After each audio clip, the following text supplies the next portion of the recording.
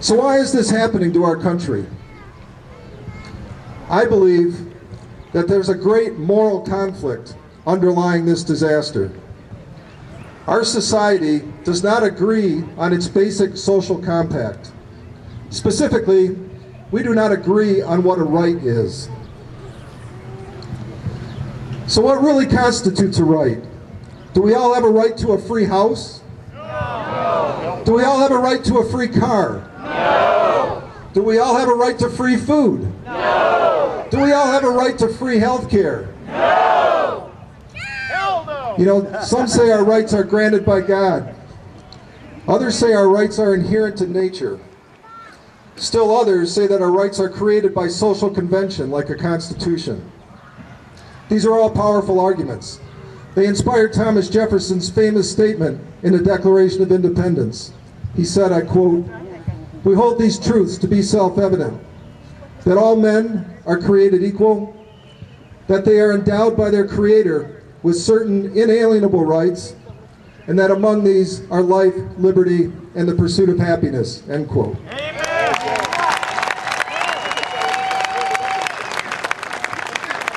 But here's the important thing. These inalienable rights not only have to be respected by individual citizens, they have to be respected by our government. Jefferson told us, quote, "Moral laws are as compelling on whole nations as they are on individual citizens," end quote.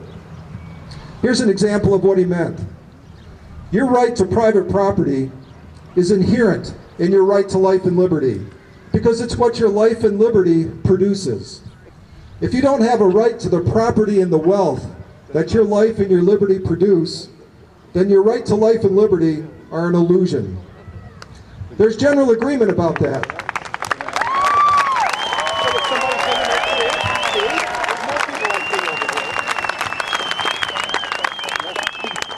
There is general agreement about that in our society up to a point. For instance, we all agree that one person stealing your property is a criminal. 10 people stealing your property is a gang of criminals. We all agree on that. 1,000 people stealing your property is organized crime. We all agree on that. 1,000,000 robbers stealing your money is called socialism. Yes. Right.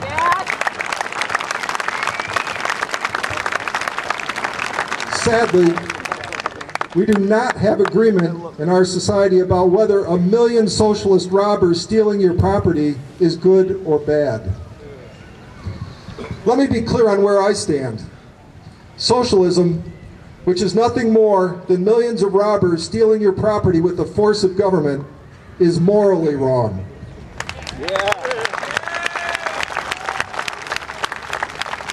It is as criminal as one person stealing your property. It doesn't matter how many people gather together to steal your property. Theft is an assault on your inalienable right to life. It doesn't matter if 51% of the citizens vote to steal your property. It is still immoral. Would we accept 51% voting the other 49% into slavery? No, we wouldn't. No. The notion is morally repugnant to almost everyone. Then why would we accept the premise of socialism? Socialism is nothing more than the theft of your life in bits and pieces under the guise of the greater good. It's a form of gradual slavery. It is involuntary servitude in the form of 1,000 bureaucratic chain links. The socialist philosophy is morally bankrupt. The socialist claims, for example, that we all have a right to free health care. But who will fulfill that right? Is health care readily available in nature like air or water? No, it's not.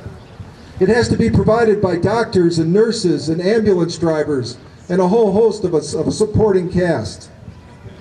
For someone to claim the service of these people by absolute right is the same as staking an absolute claim to their lives and their labor, or the lives and the labor of others who will be forced to pay for their services on behalf of those who won't.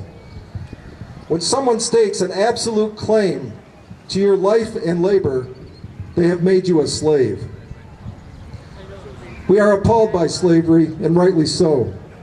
We are appalled because it violates a person's inalienable right to life and liberty. Socialism is slavery too, dressed up in fancy words and dime store semantics. Socialism is not the slavery of whips and chains. Rather, it's the slavery of stealing your life, hour by hour and day by day. Yep. Nationalized health care? To pay for it, you owe the state another 30 days of hard labor. Cap and trade? To pay for it, you owe the state another 30 days of hard labor. Trillions for bailing out irresponsible people and failed businesses? You owe the state 60 days of hard labor. We are $13 trillion in debt and counting. We are incurring unfunded liabilities in Social Security, Medicare, and now government-run health care, the likes of which the world has never seen before. We have allowed ourselves to be sold into slavery to this debt. Worse yet, we have allowed our children to be sold into slavery. Yes. The socialists will say that our servitude is necessitated by the will of the people or the common good. No will of the people can make a slave of another person. There is no greater good than protecting the right to life and liberty of every single person in our society. Yeah!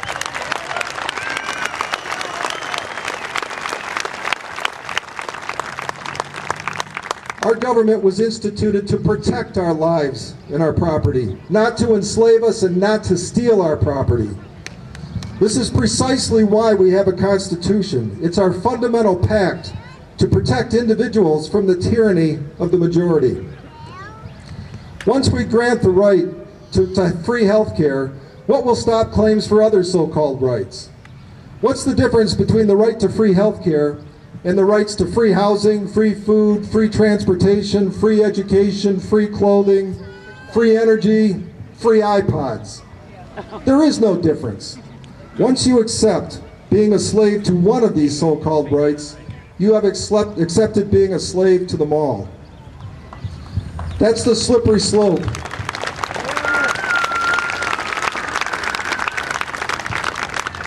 That's the slippery slope that we're on right now. There is simply no end to what the socialists will try to grab when the concept of rights has become so diminished.